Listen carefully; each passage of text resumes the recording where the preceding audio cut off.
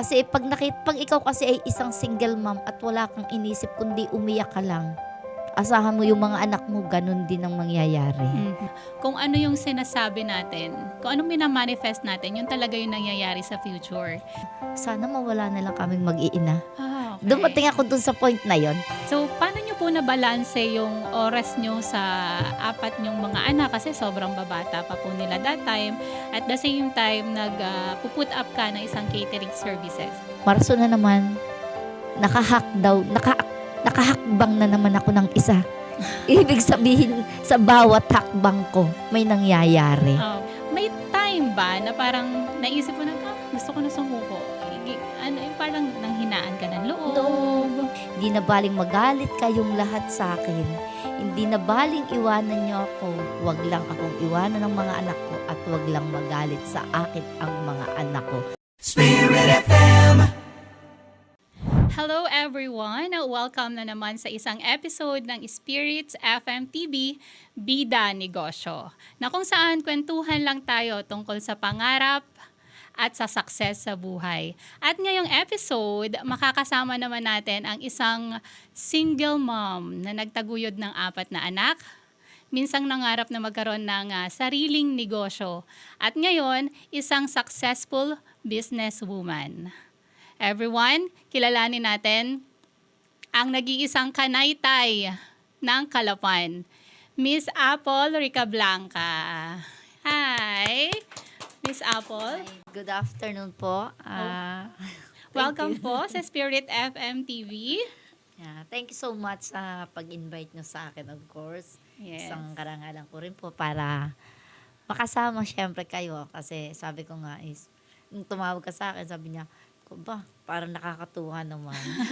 Kasi sa isang gaya natin na single mom, yung may kumilala sa atin, ay napaka-ganda na, napakasaya na nun. Yes. Maraming salamat din po sa nyo sa amin.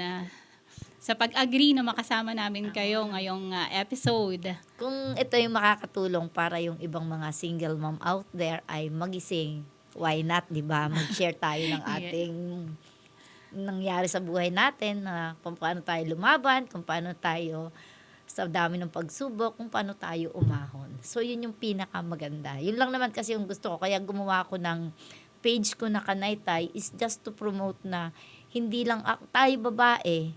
Kasi ang iba kasing nanay, ang ibang babae once na naiwan sila, nawawala na sila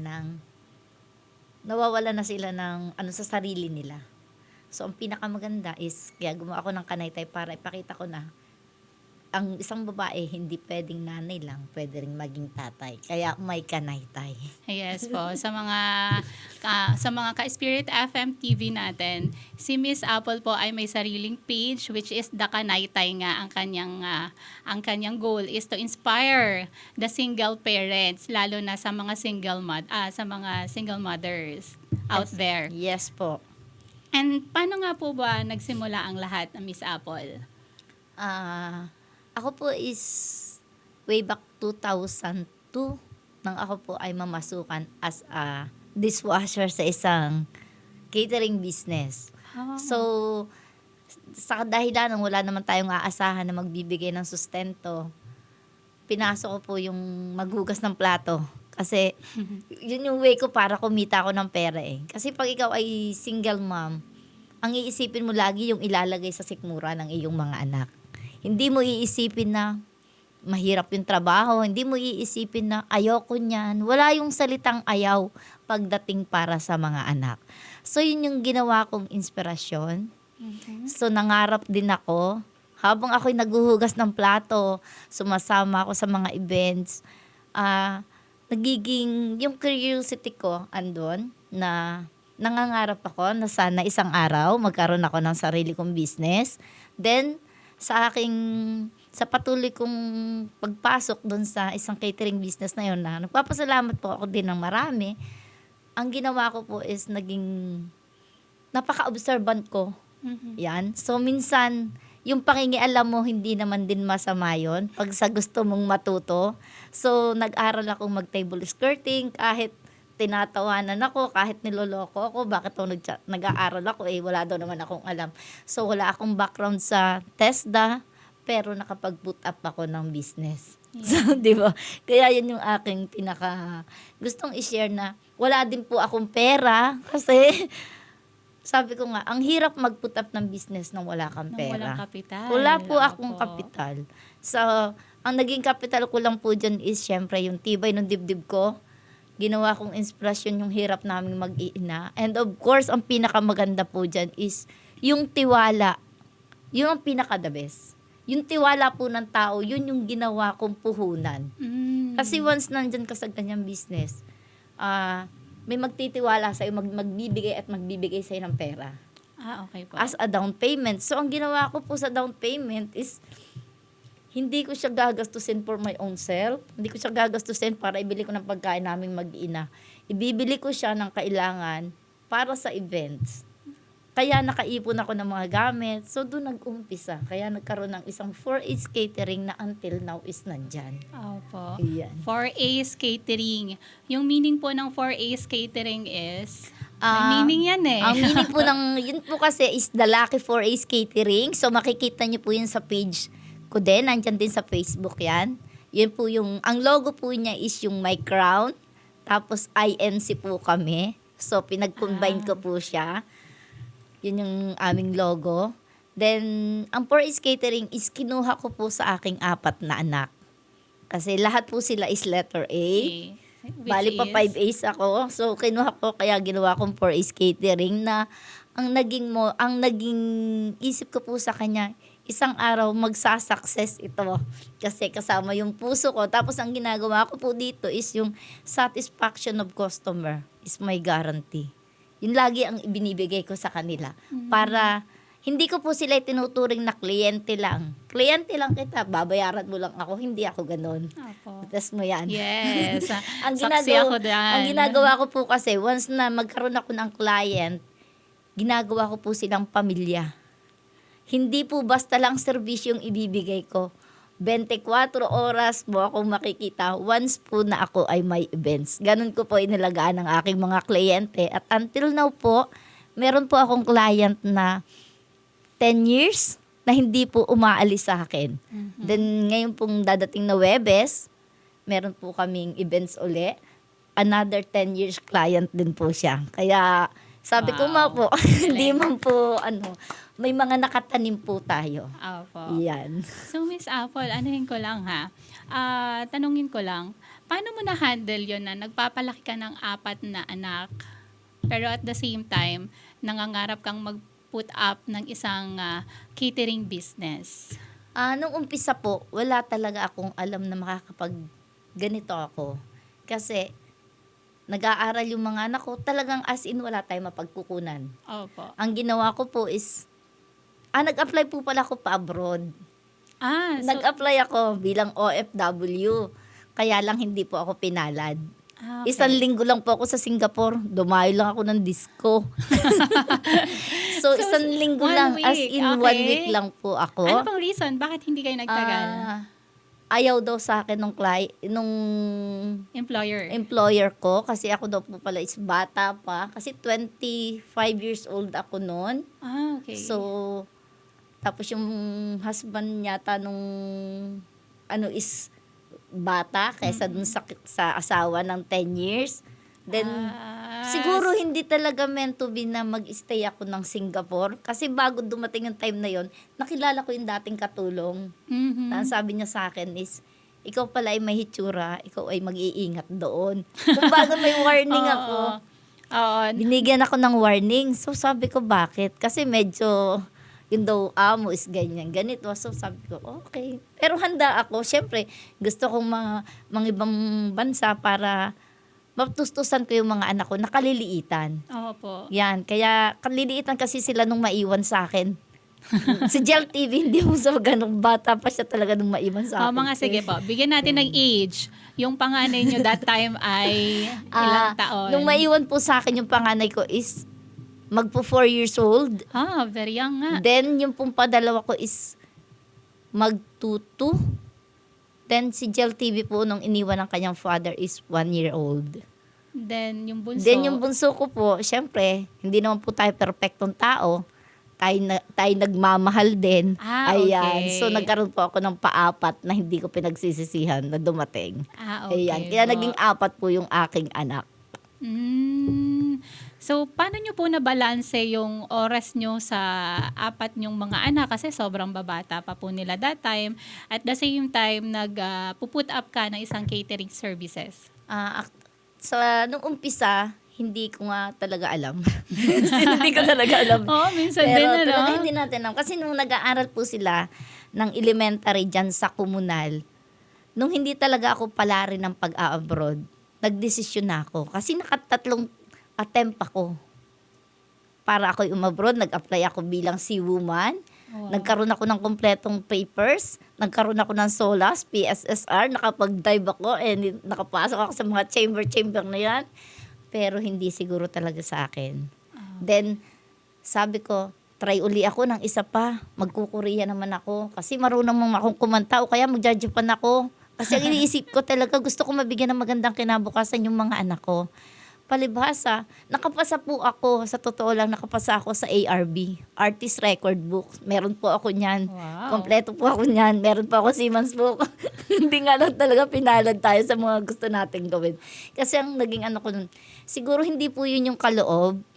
Kasi kung kaliliitan ng mga anak ko nung time na yun sabi ko, ano ba talaga yung para sa akin? Yun ang inaano ko lagi kasi sabi ko, Diyos ko, ayaw kong iwanan ng mga anak ko.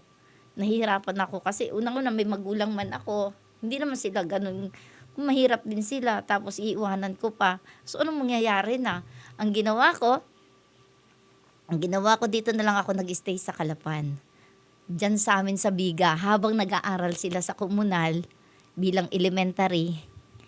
Ako'y nag-umpisang maglinis ng kuko. Naging isa pong manicurista ang inyong kanaytay. So, naging manicurista po ako.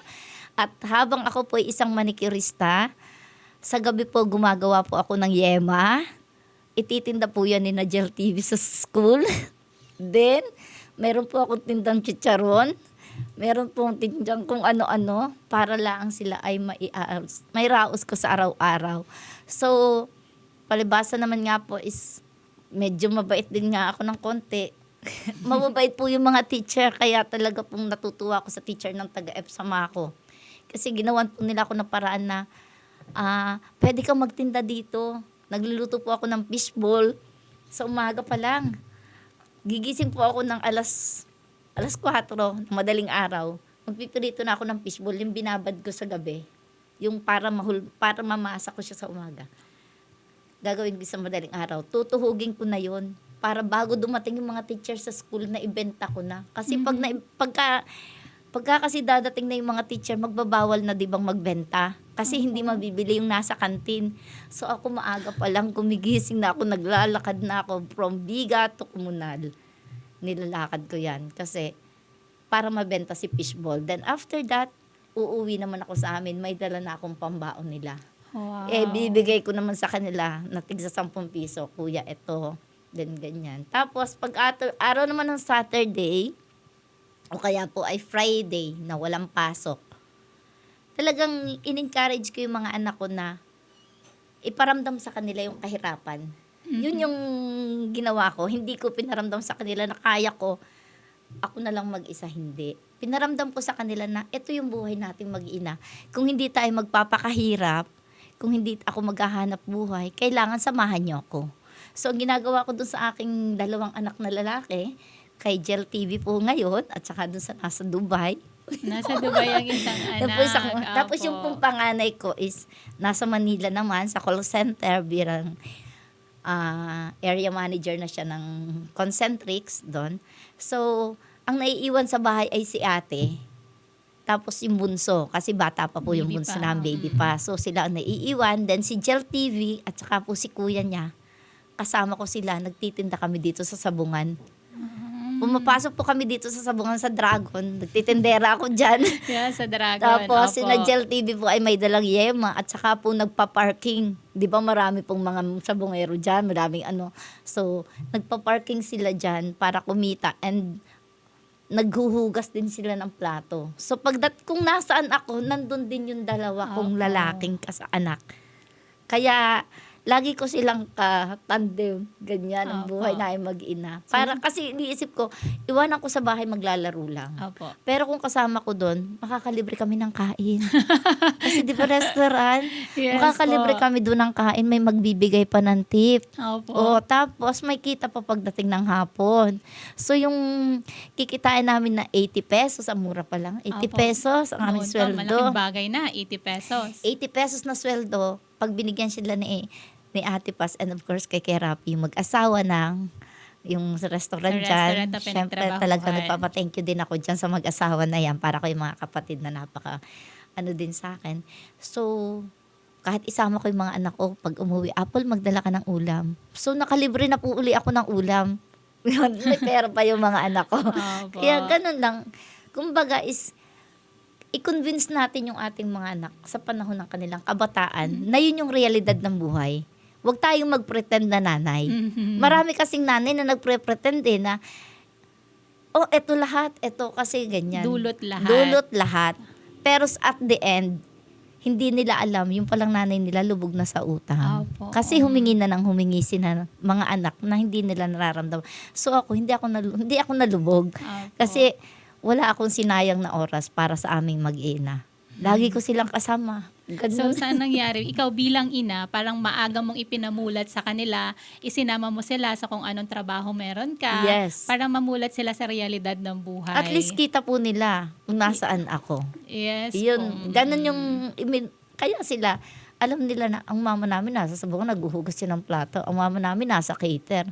Ang mama namin gagawa ng yema pagdating sa bahay. Opo. So, ganun yung, ipakita mo lang kung ano yung totoo. Huwag kang maging, na nanay. Para mas maganda. At least, mas masarap kasi yung pinaghirapan mo.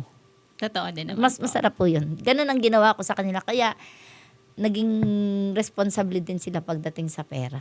Ah. Ayan. Hindi sila pwedeng magkapera sa akin nang hindi sila nahihirapan. Hindi pwedeng ibibigay ko lang sa inyo yung pera. Iaabot ko lang hindi. Kailangan pagpapasok sila, 1 lingguhan, may pera akong bigay sa kanila. Pero bago ako umalis, halimbawa maglilinis ako ng kuko, gagawin ko, kuya, may gagawin dyan sa bahay, kailangan ito'y tapusin. Pagbalik ko, may reward naman May sa task. May task po ako May lagi sa task. kanila. At the same time, may reward. May reward Opo. sila. Para kailangan mong pagpaguran bago mo makuha ang isang bagay. Kasi wala ka namang ibibigay talaga eh. Opo. Kung Naging honest ka din lang sa sarili mo at the same time din dun sa mga anak mo. Ganun yung ginawa ko sa kanila. Yes. Then Miss Apple, 'di ba, yung journey nyo kasama ng mga anak mo, 'di ba? Sasabihin natin na hindi din naman ganun ka-smooth. Sabihin na natin na may mga struggles, may hirap din talaga. Marami ding luha, 'di ba? Gabi-gabi. May time ba na parang naisip mo gusto ko na sumuko. Yung parang nanghinaan ka ng loob. Noong kaliliitan pa sila, nagkaroon na ako ng kasalanan sa Diyos, di ba? Kasalanan sa Diyos. Kasi syempre, pag ikaw ay sinubok, unang-una, kaliliitan yung mga anak mo, maiiwan ka.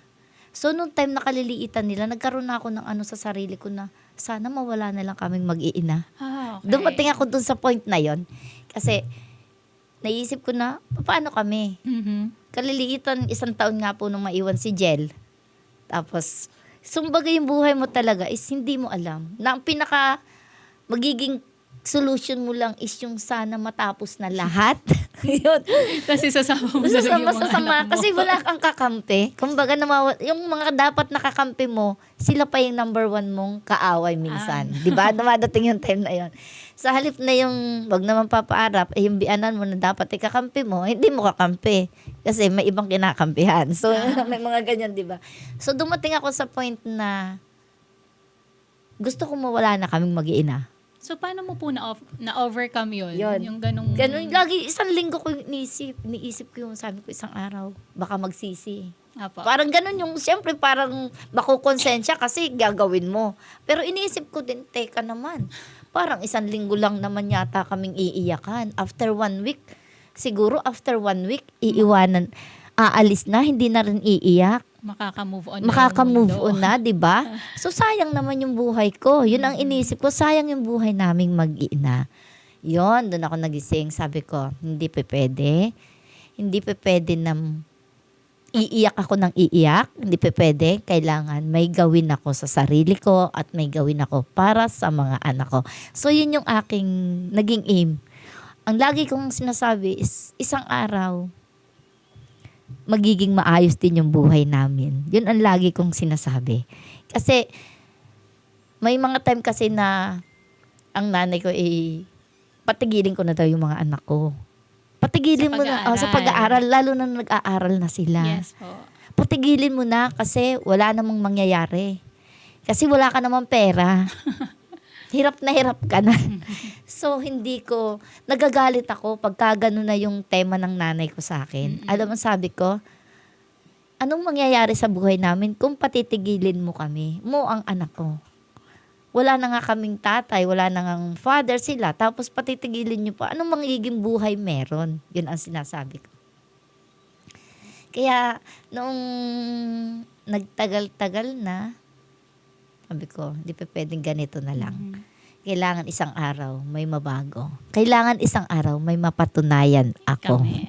Yes, Kami. oo. Ako at Kasi kami. ganun nga yun, Miss Apple, di ba? Sabi nga nila, kung ano yung sinasabi natin, kung anong minamanifest natin, yun talaga yung nangyayari sa future. So, sa sitwasyon mo, naging positive ka. Naging positibo ako kasi yun yung pinanghahawakan ko eh. Kasi nung nag-aaral sila, alam mo ba, ang pinakamahalagang araw sa akin, ang pinakamasayang araw sa akin ay hindi po Pasko. 'Di ba tayo ang pinakamasaya sa atin Pasko? Pasko. O bakit? Sulaan mo. Bakit? Ano pong pinakamasayang araw sa inyo? So alam mo ang pinakamasaya sa aking araw? March. March. Graduation? Yan. Graduation. So March po yung pinakamasaya sa akin. Alam niyo kung bakit? Kasi kada March po, nakakahakbang ako ng isang taon sa buhay naming mag-iina. Yes. Yun po yung ko. Kasi, hindi naman, pag December, di ba, masaya ka lang kasi Pasko. Pero ako hindi. Di ko ramdam yung Pasko. Di ko ramdam yan. Kasi ang pinakamahal, ramdam ko is, maraso na naman, nakahakbang na naman ako ng isa. Ibig sabihin, sa bawat hakbang ko, may nangyayari para sa mga anak ko. Hindi para sa sarili ko, kundi para sa kanila. Kaya nung nakagraduate ng grade 6 si Ining, Yung panganay niyo po. Yung panganay ko, niyo. yun yung pinakamasayang araw ko. Kasi naramdaman ko na, nakapag-graduate ako ng isang elementary. Ibig sabihin, Kaya mo. kaya ko. Kasi nakagraduate, di ba? Tapos sumunod nag-high school na. Pasok. Kaya ko pa rin. At ang isa pa, ito pa nga pala. Nung ang aking anak ay elementary, ang aking anak na babae, grade 1, wala akong maibili ng uniform. Sige po, paano natin na yun? Wala Nasolusyonan? akong naibili ng uniform kasi talagang as in wala. Walang-wala. Wala Oo. talaga. So, ang ginawa ko, nanghingi ako ng damit. Yung pinagliitan na uniform na kumbaga may ano na ng Clorox. Tapos manipis na yung blouse. Ayan ako. Para lang magkaroon. Apo. Medyo na ano na ako. Apo. Para lang magkaroon ng ng may uniform. provide mo Para yung makasuot siya uniform ng uniform. na kailangan. Na naandyan, ang dilaw-dilaw na, yun yung first uniform na suot ng aking anak na pinanghingan. Naiiyak din ako. Kasi wala akong maibili. Opo. Pero sabi ko sa aking anak, huwag kang mahihiya na iyaan yung suot mo, ha? Naiyak na naman. Yun naman yung maganda sa'yo, Miss Apple, no? Hindi naging hadlang sa'yo na walang-wala kayo para lang mapagtapos mo ng pag-aaral yung mga anak mo. Hindi naman po. At kahit walang-wala ka, nangarap ka na balang araw, makakapagpatapos mo ng pag-aaral sila. Ayan. So, yun po yung naging ko. Basta ang lagi kong sa kanila is, mag-aral kayo kasi yan lang yung pwede kong ibigay. Opo, yun ang lagi sinasabi sa atin ng ating mga magulang. Ang edukasyon ang tanging maipamamana nila sa atin. Di ba? Tissue muna, Miss Apple. So, medyo na ako doon. Hindi kasi minsan talaga, yung mga ganong pagsubok sa buhay natin, isa't dalawa lang yan eh. Una, susukuan mo kasi mahirap na eh. Nahihirapan ka eh. Nahirapan ka na. Pangalawa, mas magiging matatag ka. Mas magiging magkakaroon ka ng aim para malampasan mo yung mga struggles na yun. Totoo So sa yun. sitwasyon mo, Miss Apple, naging matatag ka. Naging para sa mga matatag anak ako mo. para sa mga anak ko. Kahit ang daming nanghuhusga, kahit ang daming kalaban sa paligid. Kasi syempre, ako yung mahiwalay po is 25 years old, kabataan. Maraming tukso. Oo, maganda. Maganda ka, Miss Apple. Marami pong Oo, tukso. maganda ka. Nakita kita Na minsan ng kabataan. nagkamali man, pero hindi pa rin pagkakamali. Ika nga, pag una daw po ay pagkakamali. Pag pangalawa, katangahan. Yun na. So, Miss Apple, dun sa mga napagdaanan mo, di ba? Dun sa journey mo as a single mom, no? Ano yung pinaka-biggest lesson mo in life? Ang pinakaano ko sa buhay talaga, naging lesson sa akin is huwag tayong sumuko. Ituloy lang natin, basta sa maganda at basta para sa mga anak.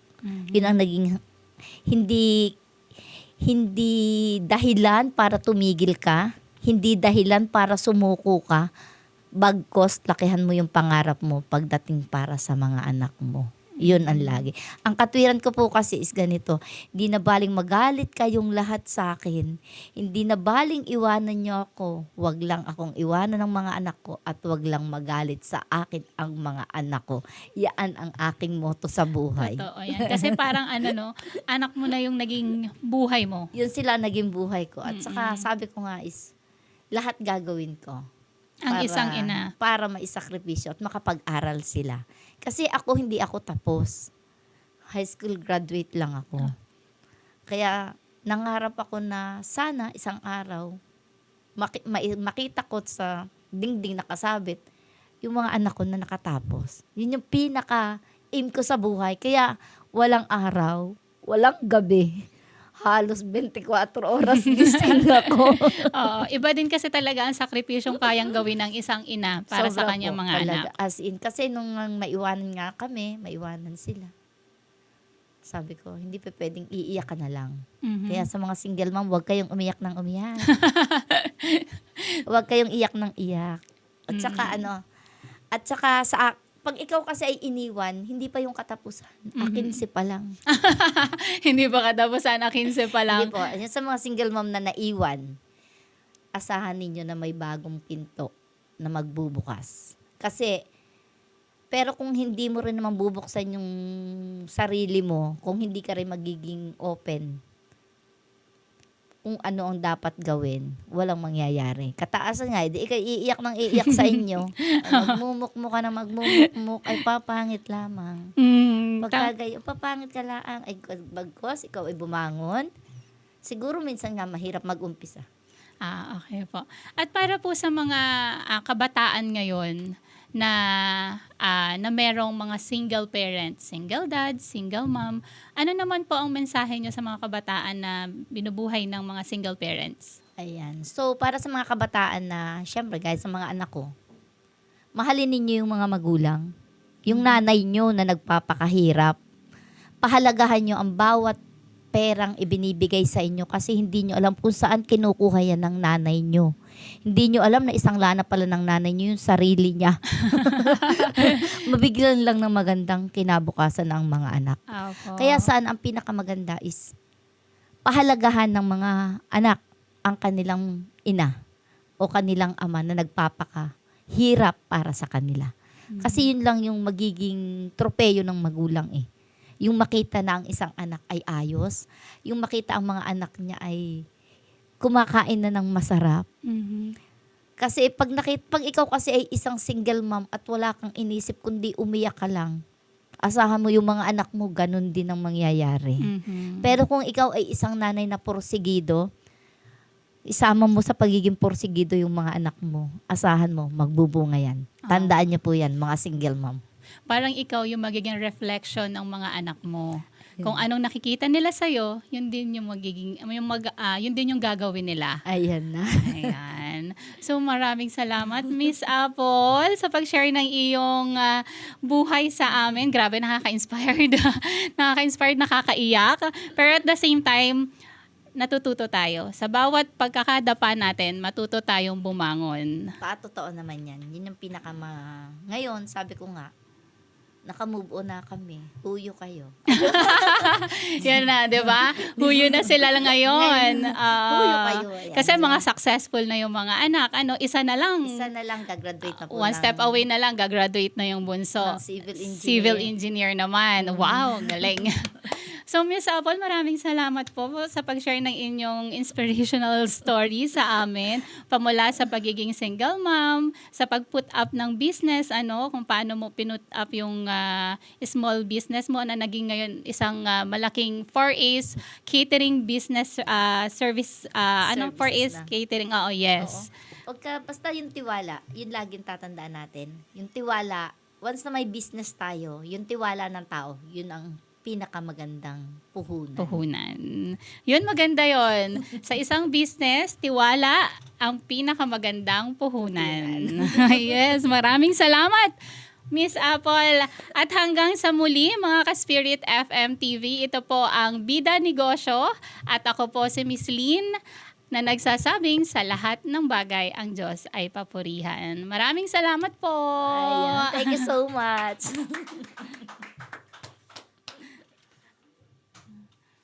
Miss, okay ka lang. Inom ka muna.